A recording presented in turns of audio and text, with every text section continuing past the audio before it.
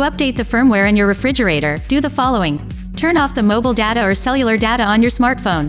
This step is necessary when connecting the refrigerator to the LG ThinQ app. Open the LG ThinQ app, which can be found in the App Store. If you need to add the LG refrigerator with craft ice to your LG ThinQ app, press the plus button to add an appliance. Press the refrigerator button. Press the no button. This screen will now prompt you to connect the Wi-Fi using your LG refrigerator's control panel. Press any button on the refrigerator control panel to turn on the display. When the display becomes active, press and hold the Wi-Fi button on the refrigerator for 3 seconds. The Wi-Fi indicator light will start blinking during the connection process. Press the next button. The LG ThinQ app will begin to connect to the refrigerator. Select a Wi-Fi network to connect to the refrigerator. Enter your Wi-Fi network's password. Press the connect button.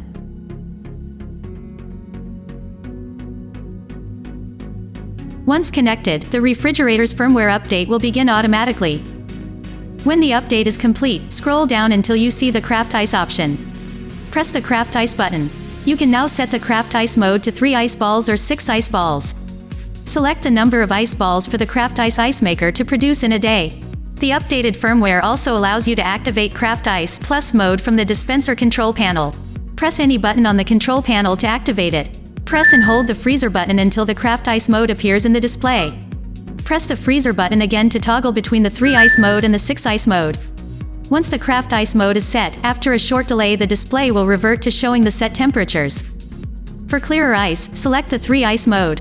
For more ice, select the 6 ice mode. Selecting the 6 ice mode will affect the shape and clarity of the ice. These craft ice models may gain the ability to change the craft ice mode on the control panel via future firmware updates.